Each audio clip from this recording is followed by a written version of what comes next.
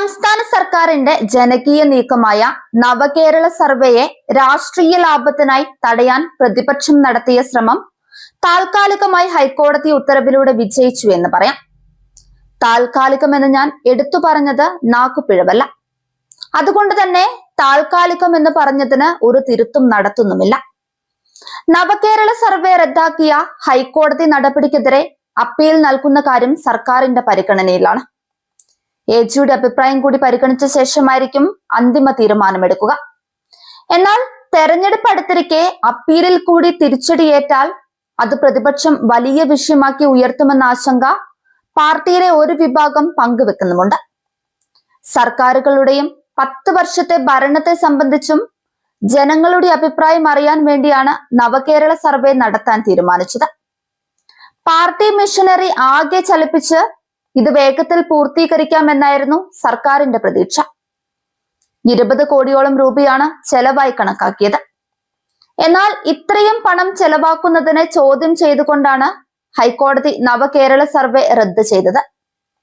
ഹൈക്കോടതി വിധിക്കെതിരെ അപ്പീൽ പോകുന്ന കാര്യം സർക്കാരിന്റെ പരിഗണനയിലുണ്ട്. വിധിപ്പകർപ്പ് പരിശോധിച്ച ശേഷം എജി സർക്കാരിന് ഈ വിഷയത്തിൽ നിയമോപദേശം നൽകും. നടപടിക്രമങ്ങളിലെ വീഴ്ച ഹൈക്കോടതി ചൂണ്ടിക്കാട്ടിയത് കൊണ്ട് അത് ശരിയാക്കുന്നതും സർക്കാർ ആലോചനയിലാണ്. നിയമോപദേശം അനുകൂലമായി കിട്ടിയാൽ ഡിവിഷൻ ബെഞ്ച് വിധിക്കെതിരെ സുപ്രീം കോടതിയെ സമീപിക്കാനാണ് സർക്കാരിന്റെ നീക്കം. ജനങ്ങളുടെ യഥാർത്ഥ പ്രശ്നങ്ങൾ മനസ്സിലാക്കാനുള്ള സർക്കാർ ശ്രമത്തെ തകർക്കാനാണ് പ്രതിപക്ഷം കോടതിയെ സമീപിച്ചതെന്ന വിലയിരുത്തലാണ് ഭരണകക്ഷി വൃത്തങ്ങളിൽ ഉയരുന്നത്. 10 വർഷത്തെ ഭരണപരിചയവും വികസന നേട്ടങ്ങളും ജനങ്ങൾ എങ്ങനെ വിലയിരുത്തുന്നു എന്നറിയാൻ സർക്കാർ തീരുമാനിച്ച സർവേയെ രാഷ്ട്രീയ നീക്കം എന്ന് മുദ്രകുത്തിയത് പ്രതിപക്ഷത്തിന്റെ ആത്മവിശ്വാസ കുറവിന്റെ തെളിവാണെന്നാണ് LDF നേതാക്കൾ ചൂണ്ടിക്കാണിക്കുന്ന കാര്യം. ഏകദേശം 20 കോടി രൂപ ചെലവായി കണക്കാക്കിയ ഈ സർവേ ജനങ്ങളുടെ അഭിപ്രായം ശാസ്ത്രീയമായി ശേഖരിക്കാനായിരുന്നു ലക്ഷ്യമിട്ടത്. ഹൈക്കോടതി നടപടിക്രമങ്ങളിലെ ചില സാങ്കേതിക കാര്യങ്ങൾ ചൂണ്ടിക്കാട്ടിയാണ് സർവേ റദ്ദാക്കിയതെങ്കിലും ജനങ്ങളുടെ അഭിപ്രായം തേടുന്നതിൽ തെറ്റില്ലെന്ന നിരീക്ഷണവും കോടതി നടത്തിയിരുന്നു.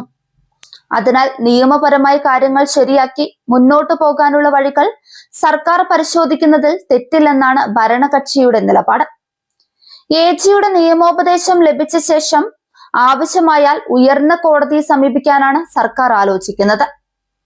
പ്രതിപക്ഷ നേതാവ് VD സതീശൻ ഉന്നയിച്ച ആരോപണങ്ങൾ രാഷ്ട്രീയ പ്രചാരണത്തിന്റെ ഭാഗം മാത്രമാണെന്നാണ് LDFന്റെ വിലയിരുത്തൽ.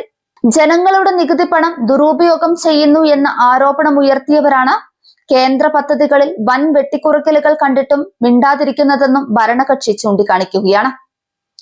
ജനങ്ങളുടെ ആവശ്യങ്ങൾ നേരിട്ടറിഞ്ഞ് അതിന്റെ അടിസ്ഥാനത്തിൽ ഭാവി നയങ്ങൾ രൂപപ്പെടുത്തുന്നത് ഒരു ഉത്തരവാദിത്തമുള്ള സർക്കാരിന്റെ കടമയാണ്. അതിനെ പോലും രാഷ്ട്രീയ ചട്ടക്കൂടിൽ കെട്ടിപ്പൂട്ടാൻ ശ്രമിക്കുന്നത് ജനങ്ങളെ നേരിടാനുള്ള ധൈര്യം പ്രതിപക്ഷത്തിനില്ലാത്തതിനാലാണെന്ന് തന്നെ കരുതണം. സർവേയെ തടയാൻ കോടതിയെ സമീപിച്ച പ്രതിപക്ഷത്തിന്റെ നീക്കം തെരഞ്ഞെടുപ്പ് മുൻകൂട്ടി കണ്ട് തോൽവി ഭയം പ്രകടിപ്പിക്കുന്ന നടപടിയാണെന്നാണ് ഭരണകക്ഷിയുടെ പ്രതികരണം. നിയമപരമായ എല്ലാ വഴികളും ഉപയോഗിച്ച് ജനങ്ങളുമായി ബന്ധം ശക്തിപ്പെടുത്താനുള്ള ശ്രമം തുടരുമെന്നും സർക്കാർ വ്യക്തമാക്കുന്നുണ്ട്.